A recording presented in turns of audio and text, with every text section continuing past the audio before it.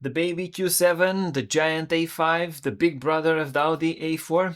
We are looking at the first generation Audi Q5, a car that is functional, looks good, but has a big problem. In 2024, nobody is buying it because it doesn't have a big screen for Apple CarPlay or Android Auto. Hello everyone, I am Bogdan. I help people upgrade their cars, and in this video we are looking at how you could get Android Auto or Apple CarPlay in Audi Q5 B8. Spoiler alert, this is similar to the video with the Audi A4, but it has a twist. We start with an overview. The Audi Q5 B8 was sold from 2009 and until 2017.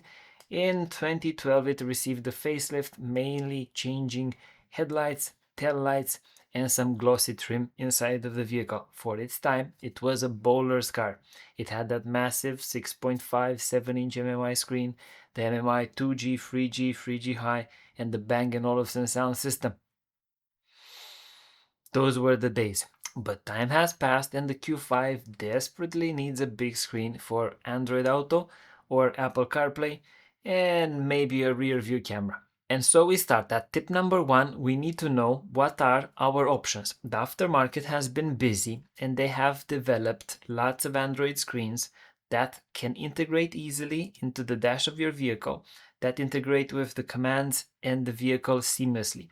We have sizes available similar to what it was fitted from the factory, so a 8.8-inch similar to the OEM screen, a 10.25-inch screen, a 12.3, a 13.1, and a massive 13.3. Where can we find these types of products? Where can we source our products? Amazon, AliExpress, and eBay are the main players in this game. Amazon is the fastest. AliExpress is the one that has the best price and the newest products. eBay is somewhere in between. Should you choose to buy this type of product with one of our affiliate links, a small commission will be supporting the channel, keeping the lights on, and allowing videos like this to be produced in the future. We know where to buy the products from. Let's look at tip number 3. What size or spec to get for this type of vehicle? For the Audi Q5 B8, I consider the 12.3 as being the best size, considering the size of the dash. Maybe even the 13.1, maybe, but you need to explore finding a way to lower the screen a little bit over the dash vents, the air vents, to center it a little bit better. From a hardware perspective, I'm usually aiming for a 662 or 665 Snapdragon 8-core CPU, 4GB of RAM, 64GB of ROM. However, the big secret here is that the specs don't count that much, they're not that important. Android Auto and Apple CarPlay are running on your phone's hardware, and the phone is just using the screen of your Android device to project the results of all of that processing. Just focus on getting a quality screen that integrates seamlessly into your dash and you are winning. Where things are getting more complicated is ordering the correct version for your car. You need to take in account things like right-hand drive, left-hand drive, and also the type of media unit that you have installed on your vehicle. So this leads us to tip number 4.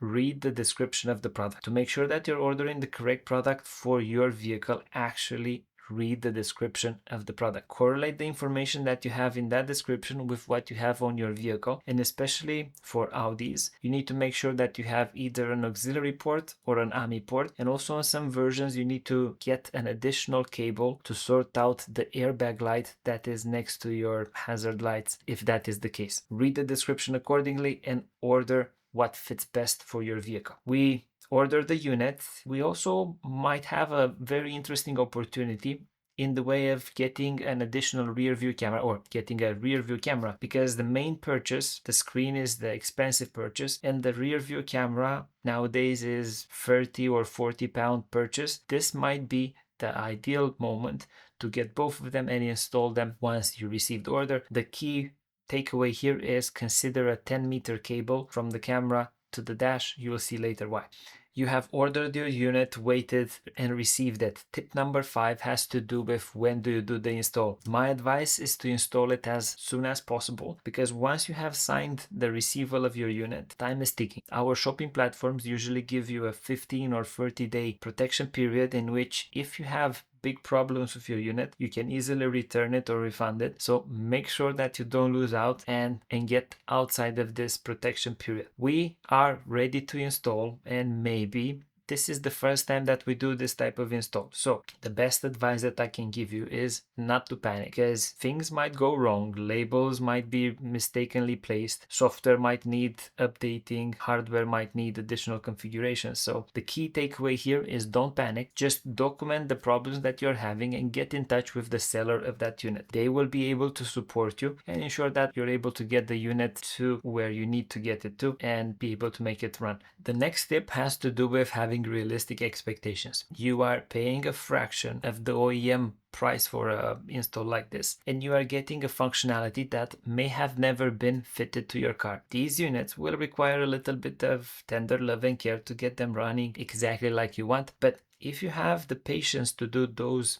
adjustments, you will be able to bring a lot of functionality to a vehicle, and you will be able to enjoy that functionality for many years to come. Now, if you enjoyed this type of video, and if you need to further optimize your Android unit, this video over here might also help. Also, if you need some diagnostic tools, this video is something that you would want to watch.